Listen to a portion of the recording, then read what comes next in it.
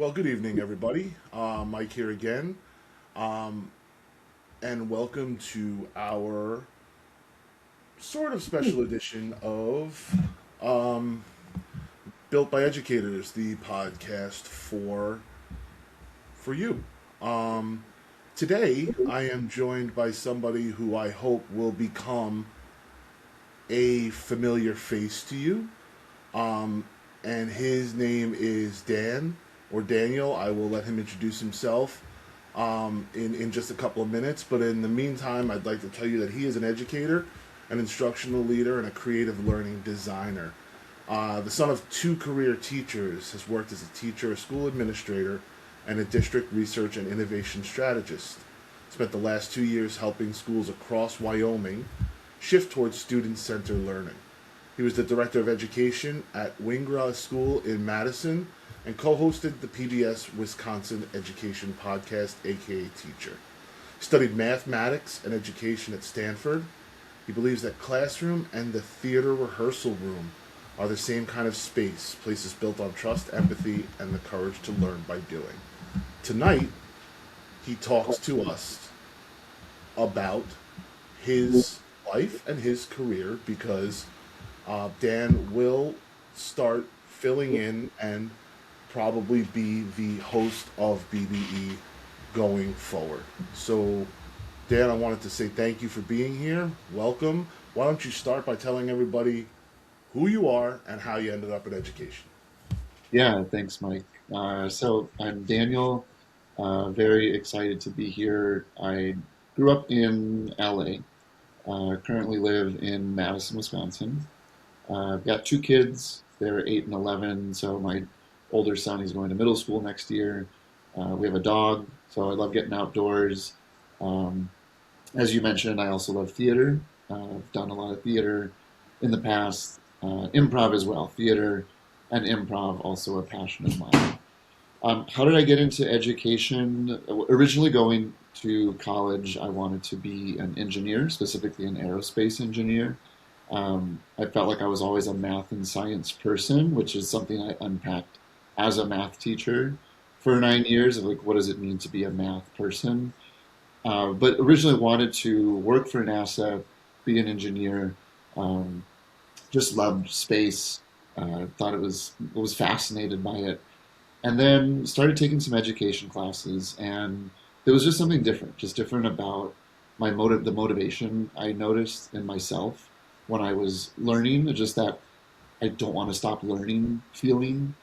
And the interest was there for engineering, but I was just so much more engaged and motivated in those education classes. And I did also know that it was an option. It's always been accessible to me because, as you mentioned, both of my parents were teachers. I'm even mixing up the words because teacher and parent were so blended for me growing up that I always kind of had insight into the profession and uh, knew that it was there because I had grown up with it. And so um, put that passion together with my experience growing up and never looked back.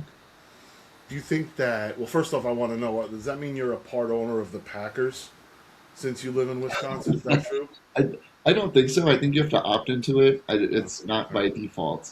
I've I never. heard it was. I heard it was all the residents. Anyway, um, interesting that you decided to go somewhere outside of teaching, being the son of two teachers. So, what was it like growing up in that house? And did being the son of two teachers maybe subliminally push you towards a career somewhere else first? Or, Hmm. Yeah, I don't know whether it was the subliminal messaging to go somewhere else first or go to teaching. There was certainly explicit message. I remember at some point my mom sat me down, and I think it was when I was kind of getting interested in education and teaching, and she heard this, and she told me, she's like, based on where I was at, she said, you can always be a teacher. It's something you can always do. And she was a computer science teacher, and she, I think to some extent, had that pathway of do I go into private industry? as a computer scientist or do I go into teaching? And she went right away into teaching.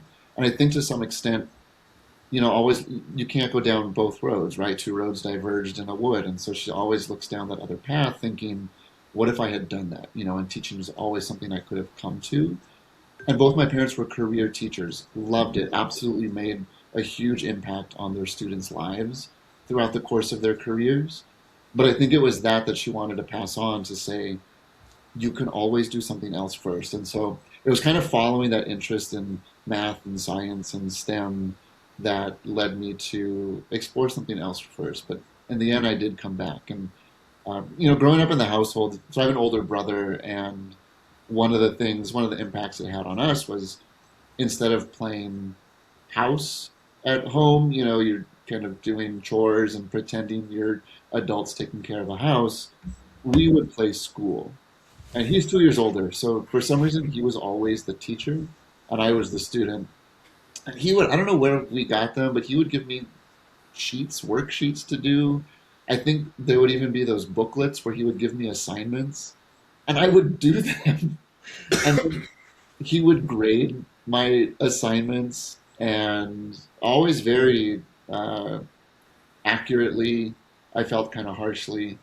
But that was a game. That was make believe that we did because we saw our parents doing it day in and day out. He was your And brother. He didn't have to be fair.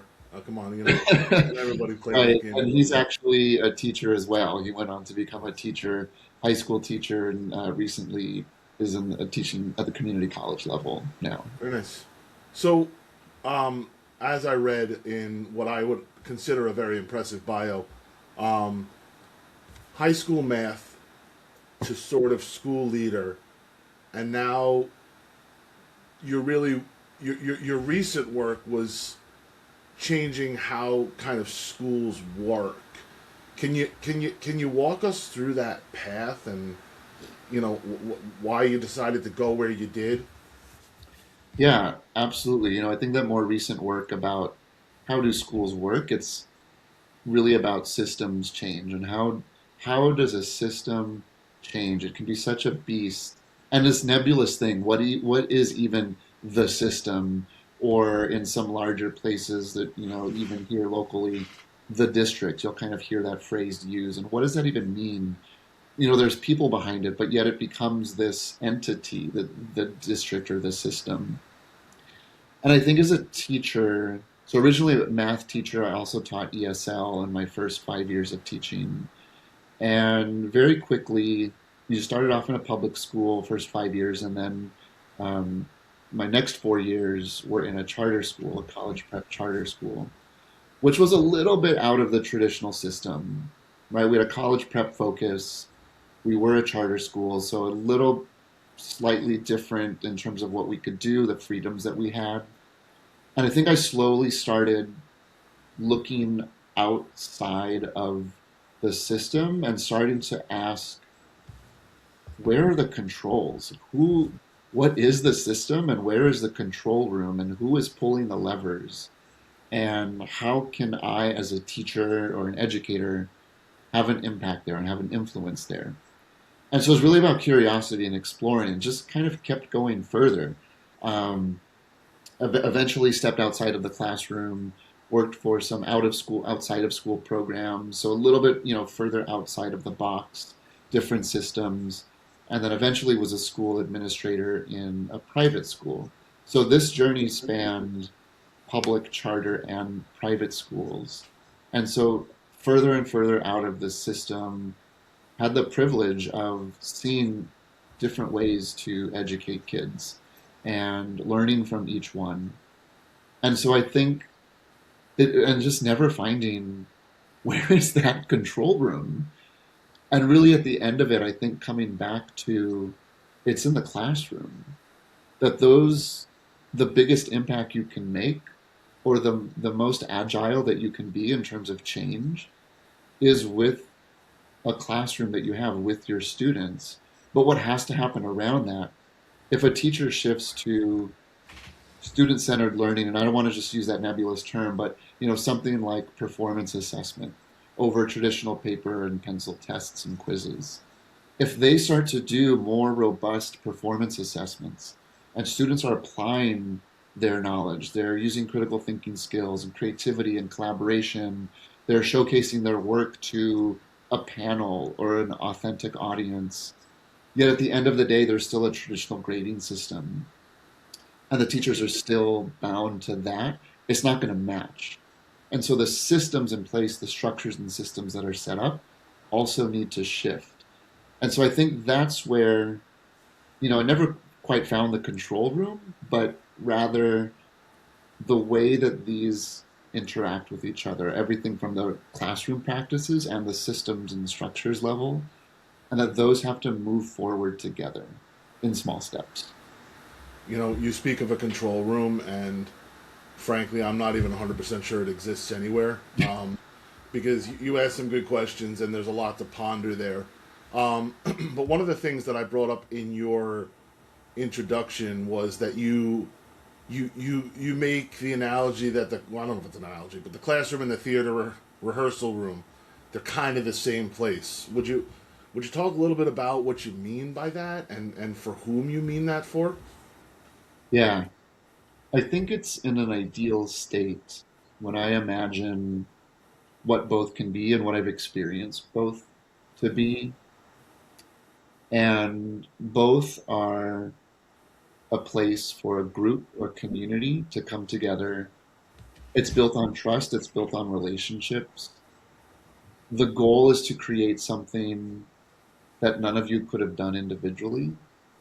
There's an aspect of storytelling to it. Everybody brings their own, everything they've prepared into the room, but then those things come together and take on a life of its own, of itself.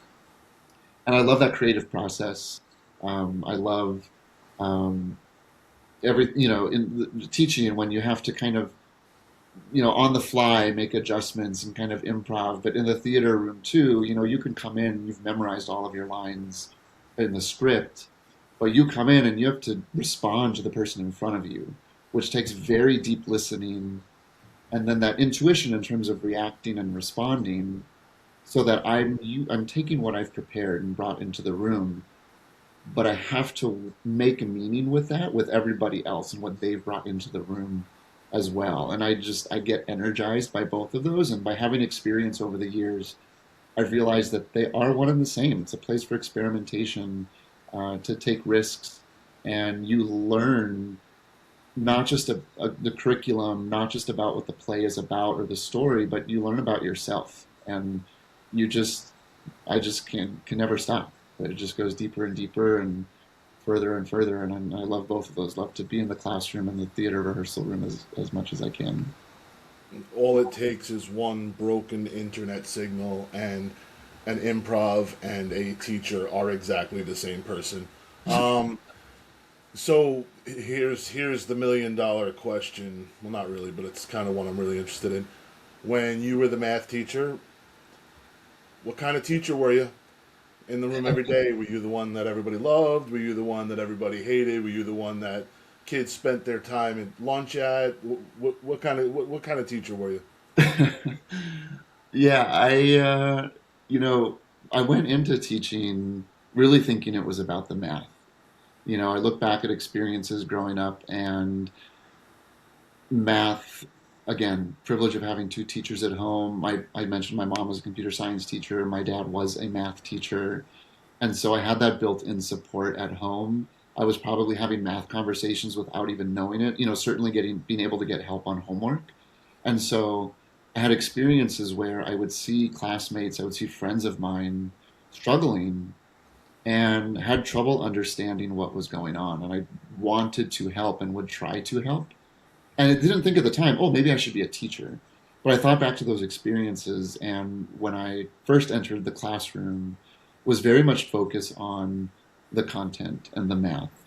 And I can be very silly with theater and improv, but I'm also a very serious person. If there's something that we need to get done and I'm passionate about it, it can come across very serious. So I think I was both a very enthusiastic but also a serious teacher. Like, we are here to learn math. We're here to get some stuff done.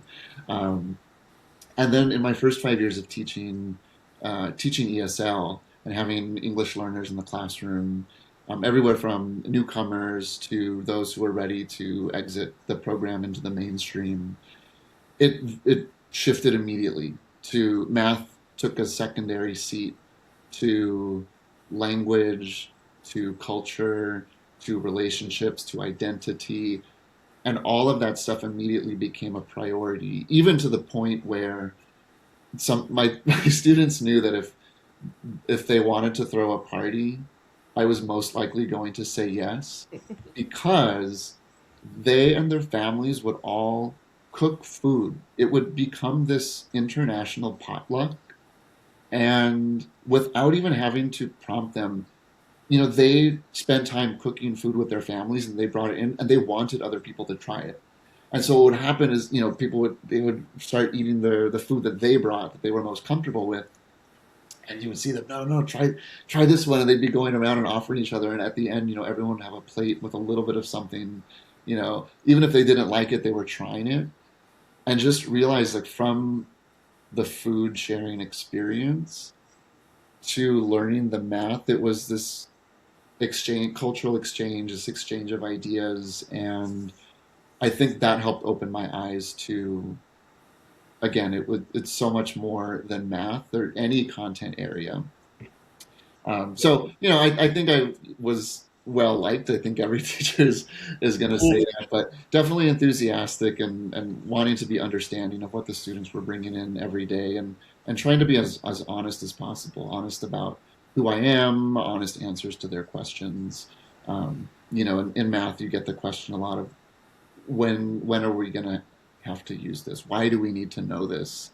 And my go-to answer became, you don't. And they would be kind of surprised. They wanted me to, answer their question. They thought, as the teacher, I would surely tell them, this is when and where and how and why you're going to use this. And it was high school, so, I could say, you don't need to know this. You don't need to know any of this. But by learning it, you have open doors, you have opportunities to apply this, and you never know what you're going to use later. And so why not? This, because you're never going to know, learn it now. And if you use it, great. If you don't, great. I want you to end up somewhere where you're happy. And then I think down the line too, that again, looking at systems and kind of taking steps back, the systems there, where I started to look at my own system within the classroom, was, why are students even asking that question in the first place? What needs to change in my classroom so that students don't have to ask, why do we need to know this? And heading more towards them authentically learning the content. So they're, by being in the classroom and learning and doing projects or applying what they know, they're seeing the application of it. And so that question tends to go away. So that almost became the mission, is, how can I create a space where I'm not actually even hearing that question anymore and I don't have to answer it in the first place? When I hear you talk, there's this visual online of, what teachers actually are, and Mm. when you say it was like the math was like the secondary part, it's because we are, motivators. We are, we're psychologists, we're deans, and it's just this giant list of things, right? And it sounds like you learned that being a person first, and and building relationships is what eventually got the kids to learn the math. And I think that that's a really big lesson. So, speaking of lessons, what's one thing that you learned as a teacher? I'm not talking about preparing to be a teacher, I'm talking as a teacher.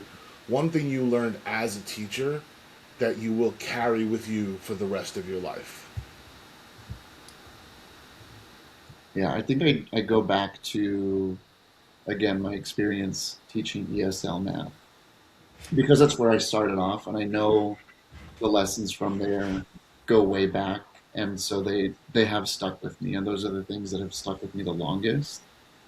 And there's something in language acquisition called the affective filter, and basically what it means is this filter or this wall or this block goes up when we are anxious, when we are feeling self conscious. And in the context of language, it's somebody who's speaking and they might make mistakes or they might not know the word. And so they're tripping over the words. It's not coming out right, or they said the wrong word and people might laugh, or another way it can come up is you overcorrect them.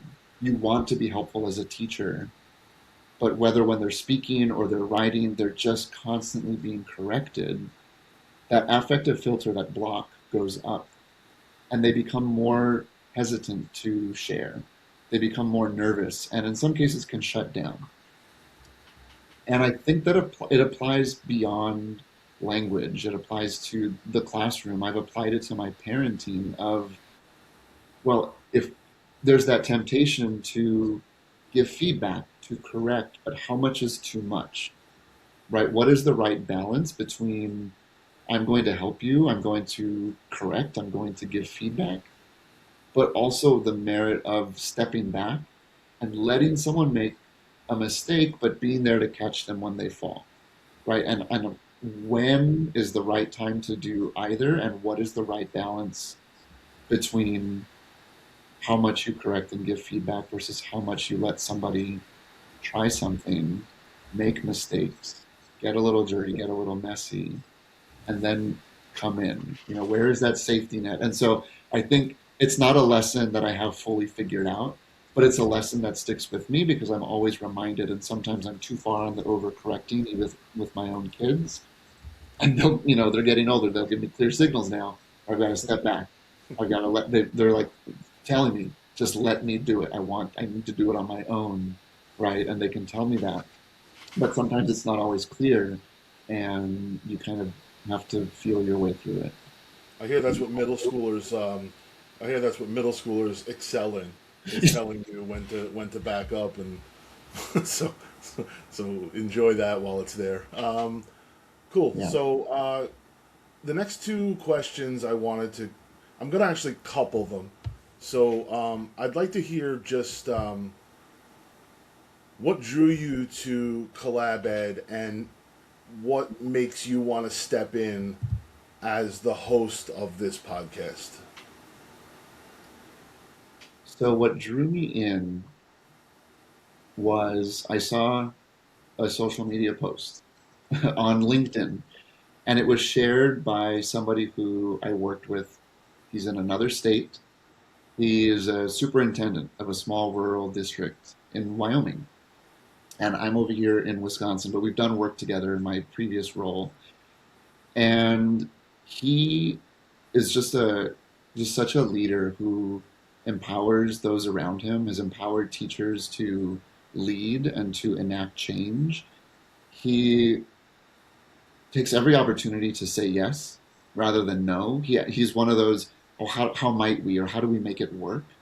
And has just completely transformed his district. And to see that firsthand has been incredible. And so when I saw him share it, I thought, if he is sharing this, I want to be a part of it because I know these are other change makers. These people are making things happen in the same way that he is, that he's just very connected with those who he works with. There's a lot of respect there. Um, so anyway, and I think that idea of being pulled in by somebody, and then I started to look at what the platform is all about, and seeing that is very much baked into what it is come in, have a conversation, meet somebody in another state who you wouldn't have connected with otherwise, and go deep quick. Ask a question and get into a conversation, right? Or offer some expertise that you have. And this collaborate. I'm looking at the words behind you, right? Community, collaboration, support. These are the things. These are the things that keep us going. These are where new ideas come from, and the more we can get outside of the one or two people or the one team that we're working with on a daily basis, the more we can diversify those ideas and get new ones. And uh, So I'm just excited by that opportunity to meet new people, share ideas, hear what people are doing, because there's so much good stuff out there. I think the media gives education a bad rap of it's broken or there's all these issues, and there are certainly problems that we can't ignore, and we need to be working on those. But I think there's actually more positive things going on than what's wrong. We just don't hear about them. You're right. So you might have just answered this, and I'm okay if we just kind of go through this quickly. But I guess my question is, now that you're stepping into kind of the hosting role, and that's going to come with some editorial, like you'll be able to kind of shape questions and do things, as long as and we talked about this, as long as it meets our goal of educating others, right? So when they listen to the podcasts that you and our team set up, what is your hope that teachers will walk away from this show with? Yeah, well, and I appreciate the first part of your question because I don't think I answered the second part of your last question, which is good. This is also part of this answer of the podcast. Um, and in thinking about this, there's a quote that I wrote down because I knew we were going to get to this at some point, and it's a quote by Meg Wheatley, and she said, "Conversation is the way that humans have always thought together." Conversation is the way that humans have always thought together. And it can be messy. It takes like somebody reminding somebody, I'm not sure if you've answered this, but we need to go back and say, oh yeah, let me go back, let me answer that question back there. And the fact that this is what's always been happening, this is a very human thing. And I'm an advocate of AI. I use it. I experiment with it. I'm also a very critical consumer of it. Um, and I think these conversations, whether it's this podcast or the discussion boards on Collab Ed, these are the things that are human. These are the things that AI can't do. You can still go and have AI generate a rubric. It can even give you some ideas. And I do think to some extent it is powerful because it can help you think of a perspective you would never thought of if you can get the right prompt. And sometimes you're fiddling with it, and half an hour later you're like, it's still not giving me what I want. And maybe we're getting there, but these conversations, this is how people, humans, think and make meaning together. And from teaching theater, it's just right in line. It's somewhere in the middle of that Venn diagram of coming together, sharing stories, and walking away, not necessarily with, oh, here's something I want to try tomorrow. Maybe someone will listen to this podcast and say, oh, that was a strategy. It really applies to my context, and I want to go try it. But maybe it's simply a conversation that I want to take back. I want to have this conversation with my team, and I want to initiate that in our planning time or a staff meeting or something like that. Or this raised a question for me, and I want to talk about that with a colleague, or I want to post this on the discussion board. And so I think just like a good Socratic seminar where you leave with a different perspective or a new idea or a question, it's just one thing that's new that a teacher or an educator will walk away with and then do something with it, whether it's something they can implement right away or, like I said, workshop with a colleague, a team, or the discussion boards and get it to a place where it is something just to try. Try it out, see how it goes, and repeat. I appreciate your perspective on the do something, because I think a lot of times we think that, well, I got this idea, I have to execute it perfectly, and that's just not part of what we do, right? And the other thing that I think that you and I talked about, and it's about this podcast, is the design of this podcast is, we are not doing this for clicks. We are not doing this for, we are actually on this podcast trying to change the term influencer from somebody who just generates content and generates clicks, and we're trying to change that term influencer to be somebody who helps somebody else. And I think that that's a very big part of what that word should mean. And so I want to end it out with kind of the home run question here, because it is right now, I think it's Wednesday. I don't even know what day it is. A lot of people are ending, we're coming close to the end of their week. For most of us up here in the Northeast, we are either finishing school this week or next week. So I guess what I want to ask you is, if a teacher is having a hard week right now, what would you say to them? Yeah. In the immediate context you provided, if they're in their last week of school, they're having a hard week, and they're right next to me, I think I'd say, you're almost there. You're almost there. That would be first. Just we gotta get there. What do you need? What do you need to get there? And I think either sitting with them or offering them to find really just a few minutes, 2 to 3 minutes, to check in with themselves and to say, to really look at and reflect on what is hard and just what are you feeling right now, to name it, and then to think about very small steps. How do you want to feel at the end of this week? Whether that's 1 or 2 days away, even if it's tomorrow is the end of the week, how do you want to feel at the end of the day tomorrow? And then what is one small thing that is within your control that you can do to help yourself get there? And I think it's really just takes a couple of minutes. It doesn't seem like that much time, but I think it's time that we don't often give ourselves, especially when it's the end of the year and it's just one thing to the next. You're making 1,000 decisions a day, that you don't spend that time just simply saying, how am I feeling? How do I want to feel? How do I bridge that gap? And it just can be one small thing. And again, try it, get close. It's going to get you closer. I don't know if it's going to get you all the way there, but it's going to get you closer. And establishing that habit of finding that time for yourself is going to go a long way.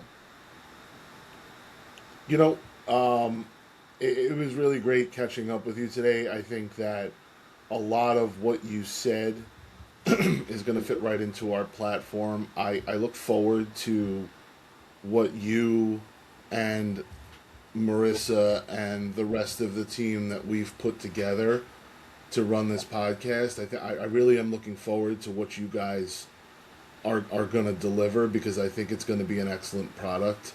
And I really think that we are going to be the type of influencers that we want to be. And so I want to thank you for your time. I want to let people know that this transition it'll happen slow. It's not because I don't want to do this anymore. It's because I never pictured myself as a podcast host. And there's just things to that, right? And when there's a topic that I'm interested in, I'll be here to talk about it. And I think that this podcast is in really good hands. And I think you just learned a lot about the person who's going to take you on that journey. And I look forward to where that journey leads us. So, Daniel, I want to thank you for your time. And I want to let everybody know that we are actively searching for our next guest.